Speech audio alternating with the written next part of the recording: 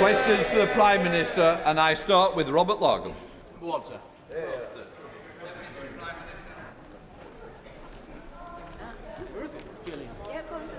Deputy Prime.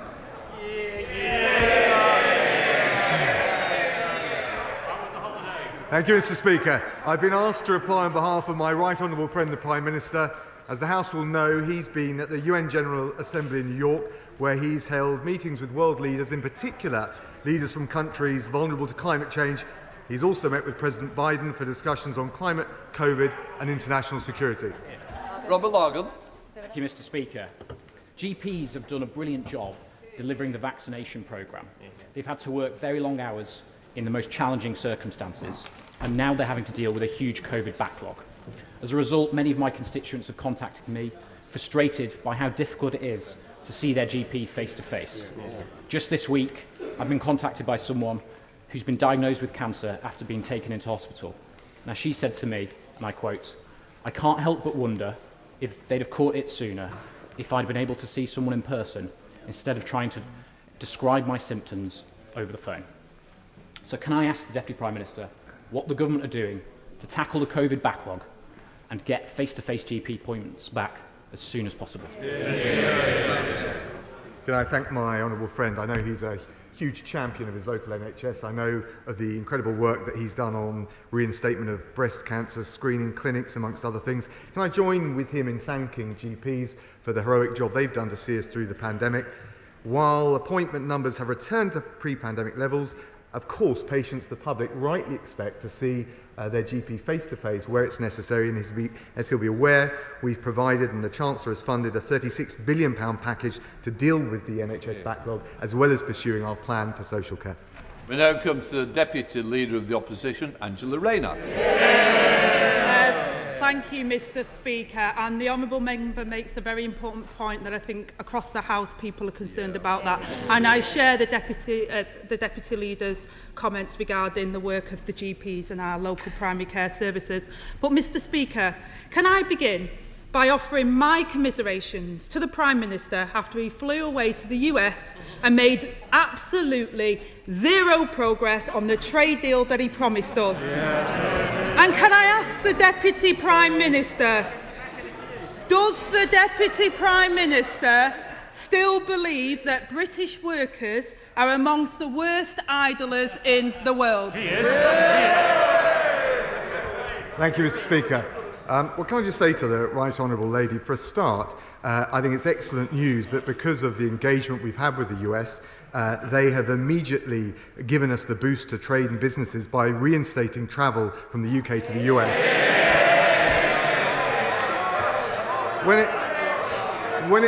When it comes to British workers, can I just say to her that we've got payroll employment back to levels we saw before the pandemic. We've got youth employment rising. We've got businesses advertising over 1 million jobs at a record high, and the fastest economic growth in the G7 this year.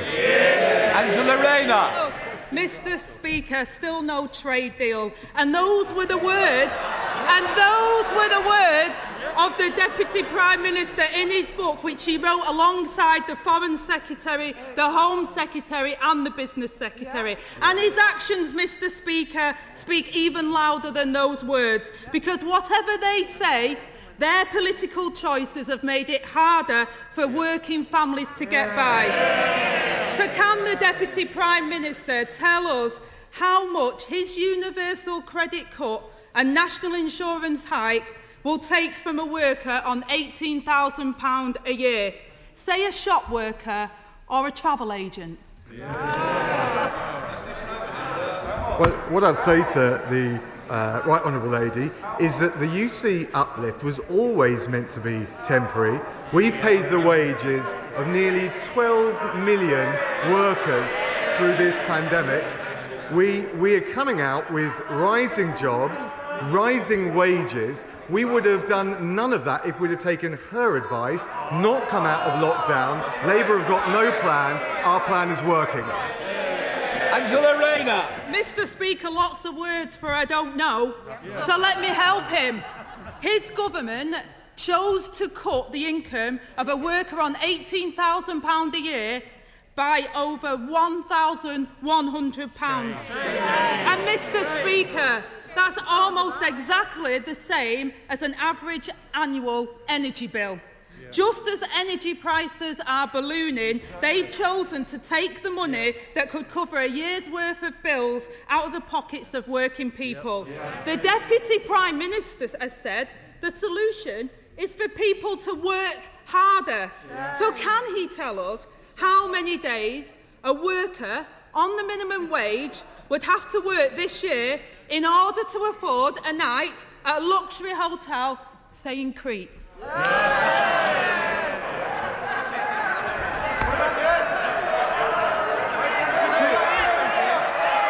If she wants to talk about taxes and easing the burden on the lowest paid, I'd remind her, whenever a Labour Party has gone into government, the economy has nosedived, unemployment has soared,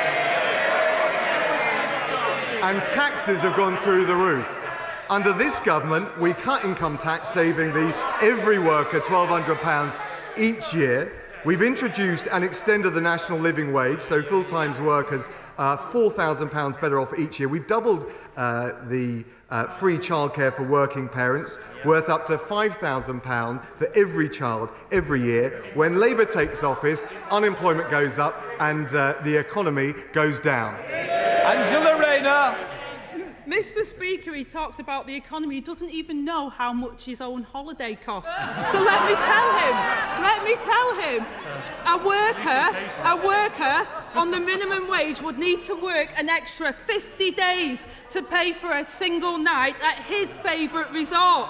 Probably, Mr. Speaker, even more if the sea was open. The very same week that the government is cutting universal credit, working people face soaring energy bills. The Prime Minister has said it's just a short-term problem and we'll leave it to the market to fix. So can the Deputy Prime Minister guarantee that no one will lose their gas or energy supply or be pushed into fuel poverty this winter? Well, the Business Secretary has made very clear that energy supplies will continue, that our number one priority is to protect consumers. I just remind her, though, of her words. It was in The Guardian in the 11th of May, so it must be true. She said the Labour Party must stop talking down to people. Working class people don't want a handout, they want opportunities. They're getting those opportunities. Mr. Speaker, they're getting those opportunities under a Conservative government, with catch-up tutoring for over 2 million children this academic year, hundreds of thousands of jobs for young people under our Kickstart scheme, and helping over 1 million people on long-term unemployment out under the Restart scheme. She's right. Labour talks down to working people. Under the Conservatives, they get to rise up and fulfil their potential. Angela Rayner. Well, Mr. Speaker, I notice we have a shortage of hot air this week. But just as the Prime Minister isn't here, but the Deputy Prime Minister is doing his best to shore up supplies. And you know what, Mr. Speaker? He talks about opportunities. The government have axed the Green Homes Grant, scrapped the zero carbon home standard, and lost the storage facility that held 3/4 of our gas. Their failures, Mr. Speaker, paved the way for this crisis that will hit families and businesses. And as usual, it will be the British people that will have to pay the price. So can the Deputy Prime Minister guarantee that none of the workers employed by the energy companies will end up unemployed because of his government's failures? What can I say to the right honourable lady? There's no shortage of hot air on that side of the benches. The Business Secretary has been absolutely crystal clear. We're seeing the challenge of wholesale gas prices rise all over the world. We will maintain supply this year. The business sector has taken targeted action to support the 2 critical CO2 plants to make sure that not only do we see energy supplies through, but also food distribution. The reality is, for all our cheap political barbs, they have got no plan on that side of the House. If we'd have listened to the Labour Party, we wouldn't have opened up, we wouldn't be bouncing back, jobs wouldn't be rising, and wages wouldn't be rising. Angela Rayner. Mr. Speaker, maybe he should go back to his sun lounger and let me take over. Because the truth is, Mr. Speaker, they were warned about the problems that we face and the energy crisis that we face. And there we have it, absolutely nothing to help the people up and down the country who are working themselves to the ground and still struggling to make ends meet. This is a Conservative party that does not care about working people. Families, Mr. Speaker, across the country are worried about heating their homes while he's complaining about having to share his 115-room taxpayer-funded mansion with the Foreign Secretary. Just as, Mr. Speaker, just as the truth hurts, doesn't it? Just as his government are making choices that are making working families' lives harder. A typical family, Mr. Speaker, are facing a tough winter this year. Universal credit down £1,000, rent up £150, gas bills up £150, taxes up and food prices are soaring. Working people will have to choose whether to feed their kids or heat their homes. The choice for the Deputy Prime Minister is, will he make their lives easier or harder? So what will he choose, Mr. Speaker? Will the government cancel the universal credit cut? Can I say to the right honourable lady, she should check her facts, because Chevening is funded via a charity, not a penny of taxpayers' money. Let me also tell her the most disastrous thing for energy bills of hard-working people across this country would be to follow Labour's plan to nationalise the energy companies, which the CBI say would cost as much as £2,000 on bills. Mr. Speaker, this government's the one taking action to take the country forward with a plan for the NHS, a plan for COVID, and our plan is working. Employment up, job vacancies up, wages up. If we'd have listened to the party opposite, we would never have come out of lockdown. We're the ones taking the difficult decisions, getting on with the job, and our plan is working. Thank you, Mr. Speaker. Last week, members of the Armed Forces Parliamentary Scheme from across this House attended our excellent Defence Academy. And what is striking is the number of services personnel from overseas who come to the UK to benefit from its world-class professional defence and security education. So does my right honourable friend agree with me that this is a further illustration that, far from being a fifth wheel on the carriage, the UK is at the heart of ensuring global security, that the AUKUS Pact is one of the best ways to meet emerging threats, particularly in the South China Sea? My honourable friend is absolutely bang on. The AUKUS partnership is incredibly important for our security.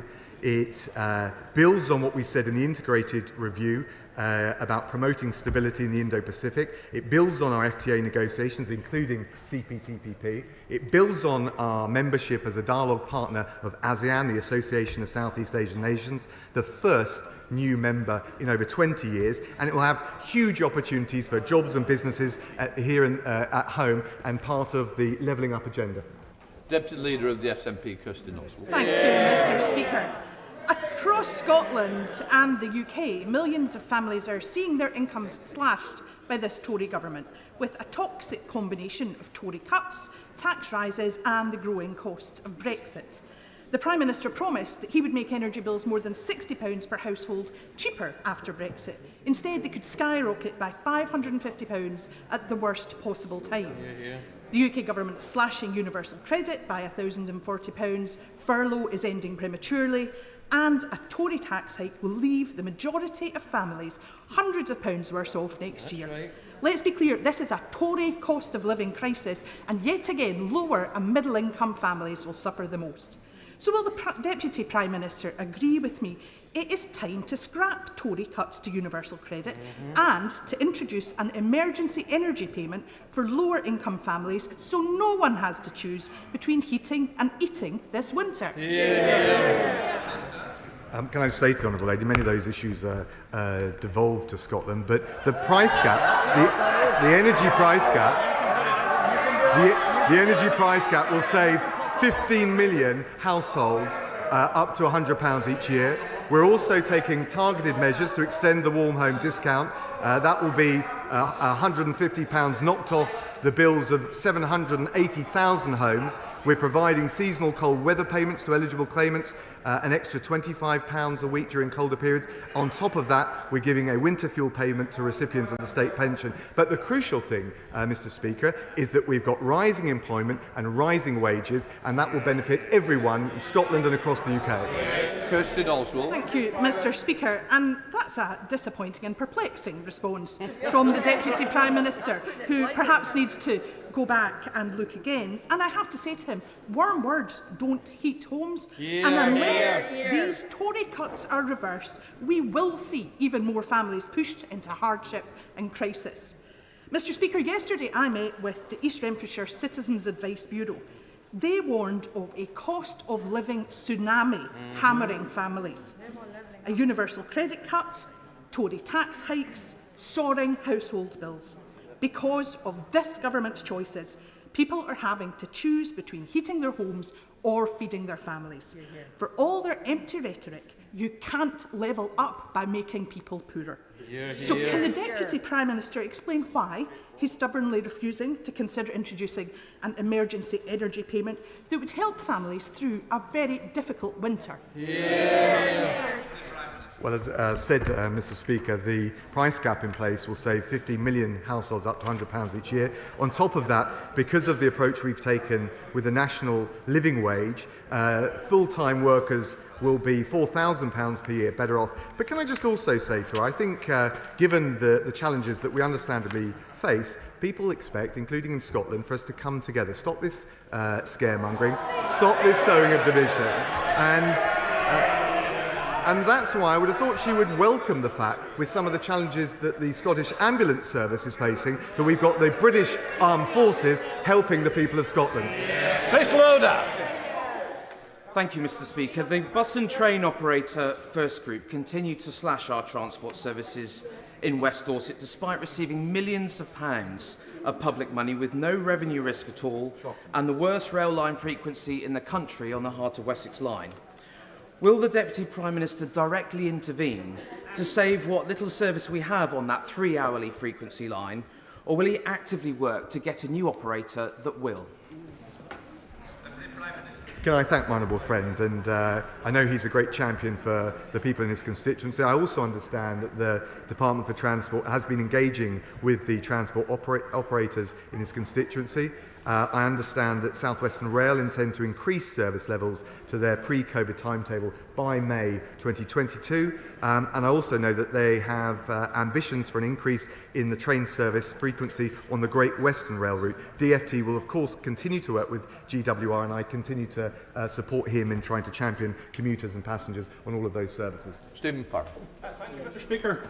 Without a Green New Deal, the government is struggling to meet its carbon reduction targets under the Paris Agreement. At the same time, the International Energy Agency is making clear there shouldn't be any new exploitation of oil or gas fields if the world is to meet the 2050 target for carbon neutrality. Yet the government is potentially investing in the new Cambo oil field in the North Sea, and also supporting other oil wells across the UK. So how can the government have any credibility when it said and made a pledge to cease funding oil and gas companies, yet this is still going ahead? Well, can I say to the honourable gentleman, thank him for his question. Of course, we launched the landmark North Sea transition deal to transform the offshore oil and gas sector in preparation for net zero, so we have a plan. We've also secured record investment in wind power, totalling close to £500 million. We've got a world-leading hydrogen strategy, and of course we're the first major economy in the world to set net zero into law. And I can tell the honourable gentleman that on Monday at the UN General Assembly, the Prime Minister announced £550 million of ODA that will be allocated to support developing countries to meet net zero. We're leading by example at home and abroad. Andy Carter. Mr. Speaker, as you know, Warrington is one of the fastest growing towns in the north of England. But our hospital, which is mostly Victorian, is creaking at the seams. Over the last year, the hospital have recruited an additional 240 new nurses and more than 100 doctors. But we need more beds. So can I ask the Deputy Prime Minister to speak to the Health Secretary and ask him to back our bid for a new hospital in Warrington? Can I thank my honourable friend? He's a powerful champion for patients and his constituents. We've now received applications for to be one of the next 8 hospitals in our new hospital programme. I understand that an expression of interest has been submitted by proposing developments across both the Warrington and Halton Hospital. I can't, and he'll understand, notwithstanding the smart way that he's gone about his intervention, I can't comment on particular applications, but I can tell him there'll be a decision by the spring of 2022. Deirdre Brock. Thank you, Mr. Speaker. May I start, Mr. Speaker, as our Westminster COP26 spokesperson, by welcoming today's announcement by INEOS of £1 billion of investment into cutting greenhouse gas emissions at its Grangemouth plant and supporting the CCUS Acorn cluster at St Fergus in Aberdeenshire. A big step in the right direction. But now, I must ask the Deputy Prime Minister this. Can he outline exactly for us what it is his government has against the Scottish Government requiring real living wages for Scottish workers and net zero obligations in its green ports? Well, can I just say to the honourable lady, net zero is at the heart of everything we do, and we've raised the national living wage, which will save the full-time worker £400 every year. John Penrose. Mr. Deputy Speaker, later today the Subsidy Control Bill will give us all a welcome chance to replace clunky and bureaucratic EU-derived laws with faster, simpler and more flexible UK rules instead. But would the Deputy Prime Minister agree with me that subsidies need strong controls so they aren't misused by, heaven forbid, a future Labour government? Ministers have already committed to make the UK world leader in subsidy transparency. So will he look carefully at proposals to publish details of more subsidies in future rather than fewer, as the current bill suggests? Can I thank my honourable friend? He'll know, of course, that today the House will be discussing our landmark subsidy control bill, which will allow us to seize the opportunities having left the EU. Our new control system will provide quicker and more flexible support to British businesses, but he's right with what he said about transparency, and decisions on subsidies that were previously subject to approval by unelected EU bureaucrats will now be decided subject to the scrutiny and the rigour of honourable members on both sides across this House, and that will give us the transparency but also the accountability that he wants. Bernie Sherman. Mr. Speaker, I've known the honourable gentleman for some time and always got on quite well with him. He represents one of the wealthiest constituencies in the country. Can he assure me that he still believes in the redistribution of income in our country? Does he really believe in levelling up? And if he does, will he make sure that Channel 4 stays in Leeds, stays in the public sector, because it's essential in the growth of our tech economy in the north of England? Mr. Speaker, we put the UK Infrastructure Bank in Leeds because we love Leeds. And can I just say, he asks about inequality and levelling up. The levelling up agenda will of course help those in the Midlands, those in the North, but it will also help those in London and the South East by easing the pressure on the economy, by easing the pressure on tax revenues, and by easing the pressure on planning. Chris Green. Thank you, Mr. Speaker. The government says that to protect the most vulnerable, it is compelling care workers to be vaccinated against COVID-19, even though this is expected to force out 40,000 carers who have been on the front line throughout the pandemic. Would my right honourable friend set out why the same approach isn't being taken to protect the most vulnerable in the National Health Service? Can I thank my honourable friend? Look, we're very clear. Vaccines are saving lives. They're also boosting the economy because they've allowed us to open up. That's particularly important for the risk to vulnerable people, including carers in care homes. Over 90% of care home staff have received their first dose ahead of the November deadline. We encourage others to get vaccinated, and of course the DHSC is currently considering whether to make vaccination of not just COVID but also flu a condition of deployment for frontline workers in health but also in care settings. Tricia Gibson.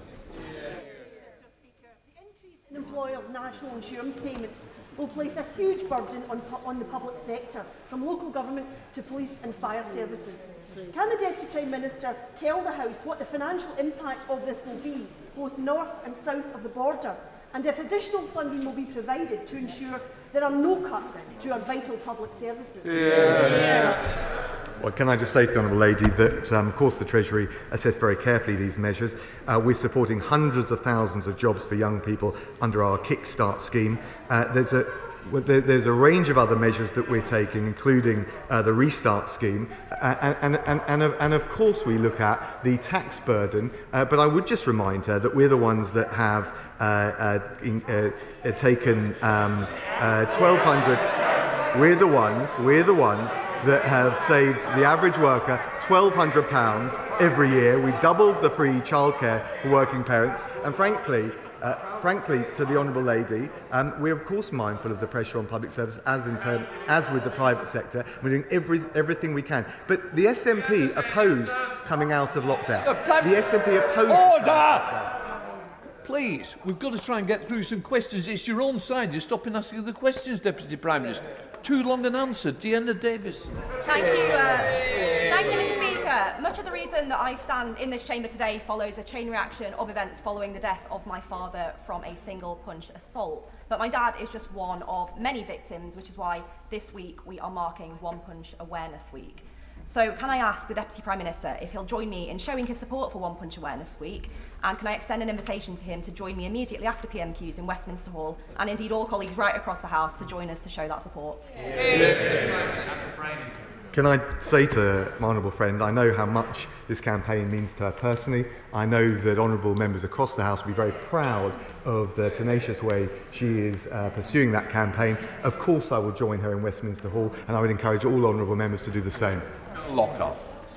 Thank you, Mr. Speaker. Following the ill-informed and partisan comments from President Biden overnight, would the Deputy Prime Minister urge the Prime Minister to point out to those he meets in the US who actually care about political stability in Northern Ireland that far from defending the Belfast Agreement, the Northern Ireland Protocol is now the single greatest danger to the political institutions? Mr. Speaker, the situation is now time critical. Does the Deputy Prime Minister agree with me that a solution that restores Northern Ireland's place within the United Kingdom's internal markets is the only way to avert the collapse of the institutions, and such a solution must be found in weeks rather than months?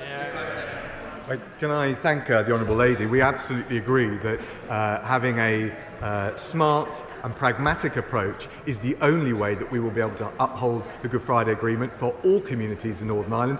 And notwithstanding what the reporting has said, I know, having been in Carbis Bay with the Prime Minister and with the President, that he understands our view, and we've explained our position, as well as them taking into account what the EU has said. Jesse Norman. Mr. Speaker, the House will know that the River Wye is one of the most beautiful rivers in our country and also a priceless national asset, yet it is being threatened by phosphate pollution. Will my honourable friend press colleagues in the government and in number 10 to work with us to push the agencies and other interested bodies to a long-term integrated plan to clean up the River Wye? Can I thank my honourable friend? Of course, the government understands, and he champions eloquently the importance of the River Wye. We'll do everything we can to support him with preserving it for future generations. Margaret Farrier. Thank you, Mr. Speaker. With less than 100 days until Christmas, many of our constituents will be choosing to shop for children's toys online. There have unfortunately been incidents of young children swallowing small parts like batteries and magnets, which require invasive medical intervention. With rogue traders out there, Deputy Prime Minister, how can consumers be satisfied that toys they purchase via online marketplaces are safe, marked as age appropriate and meet the required safety standards? Can I thank the Honourable Lady? And I've got young children, and I know what it's like at Christmas, and as well as being a time of great happiness, also a certain degree of trepidation when they go for the presents in the way she described. But I can reassure her, manufacturers and distributors must provide information on age-appropriate use of toys.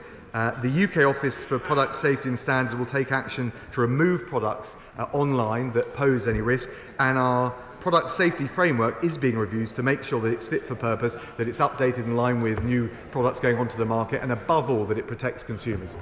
Jonathan Gullis. Thank you very much.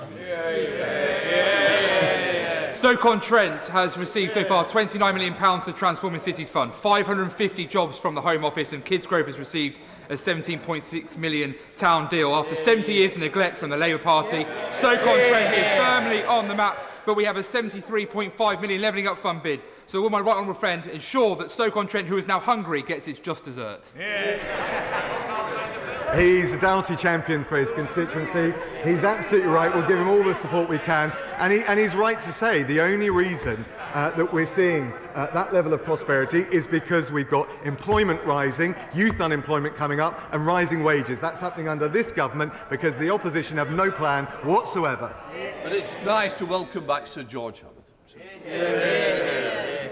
Thank you, Mr. Speaker. And can I take this opportunity to thank you personally for the kindness you showed during my recent illness.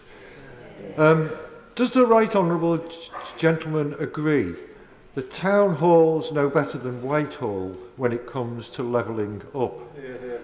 And will he pass on my suggestion to the Prime Minister that he hosts a cross-party summit in Downing Street with local government leaders and mayors to discuss how they can be empowered to unlock that potential? Can I thank the honourable gentleman? Whatever our differences, it's fantastic to see him back in the chamber, contributing, holding the government to account. I think the agenda for levelling up has got to involve a team effort, central government, local authorities, and the many metro mayors across the country. So I support the spirit of what he said, and we'll do everything we can to work with him. Siobhan Bailey. Thank you, Mr. Speaker. In Stroud, the Nailsworth Climate Area Action Network held a well-attended retrofit fair to help people learn about the benefits of insulating homes and the options available. Will my right honourable friend congratulate the group on the constructive approach to this difficult issue and provide the House with the confidence that the government is making even more creating even more solutions for energy-efficient homes, and let us know when there'll be more details of that work? Can I thank my honourable friend, support all of the efforts at the local level that she's pursuing. We're backing that up at the national level, requiring all new build homes by 2025 to have low carbon heating and world-leading levels of energy efficiency. That's on top of the investment, the record investment in wind power, on top of being producing a world-leading hydrogen strategy, and also bringing the world together, because it's going to require an international solution at the COP26 Global Climate Summit in November. Rachel Hopkins. Mr. Speaker, 239 jobs at the Vauxhall plant in Luton South are at risk this week due to the semiconductor chip shortage and furlough ending this month. The government has failed to safeguard jobs, failed to maintain key strategic supply lines, and failed to support the UK's capability in areas such as silicon. So will the Deputy Prime Minister outline to me what Number 10 is going to do to ensure the UK automotive sector remains competitive globally and skilled jobs in towns like mine, Luton, are saved? Can I say to the Honourable Lady, I don't think it's quite right to say the government hasn't been supporting workers. We paid the wages of nearly 12 million workers throughout this pandemic. Clearly that can't continue indefinitely, but I can reassure her specifically that the government is investing in supporting gigafactories, and we will be investing in the technologies of the future that will create the jobs of the future in her constituency and right across the UK. Derek Thomas. All of us here enjoy the opportunity to eat British food and drink and enjoy British flowers, I'm joined by all of Cornwall's MPs pressing the Home Secretary to renew the seasonal agricultural workers scheme for next year, 30,000 people, but also to allow them to pick daffodils. Will the Deputy Prime Minister please speak to the Home Secretary to remind her of the urgency of getting the seasonal agricultural workers scheme renewed? Thank you.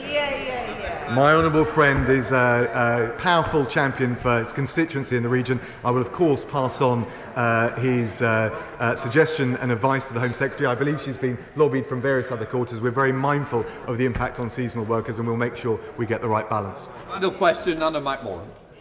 Thank you, Mr. Speaker. A former junior Minister for Courts and Justice once told this House he was absolutely committed to doing everything he could to improve the treatment of victims in the justice system. 6 years and 3 manifesto commitments later, we're still waiting for them to deliver a promised victims bill. That junior minister is now the 6th Justice Secretary. So will he commit here today to delivering that long overdue victims bill and bring justice to millions of victims across the country, including my own constituent who was left homeless, jobless and traumatised through the court system? Can I thank the Honourable Lady? I can absolutely make that commitment. I can tell her on day one I looked at the plans and expedited the work that we're doing on it. Well, if she'd give me a chance, I've not been in the job a full week. But what I can also tell her, what we're doing right now with the victims, the Women and Girls Victim Strategy that we published in July, we've provided a national police lead that reports directly to the Home Secretary. We've invested 30 million in making streets safer at night, particularly important for women, so that they have that reassurance they need, that there are no-go areas, that there are no de facto curfews. And we've also introduced 24/7 rape and sexual assault helplines. Can I just also gently say to her that in terms of standing up for the victims of crime, I lament the fact that the Labour Party voted against our police crime sentencing courts bill requiring all violent offenders, all rapists, all child rapists to serve at least 2/3 of the sentence behind bars. You can't stand up for victims unless you stand up for tough sentencing. Right, that is the end of questions. I'll let people leave before I just read out.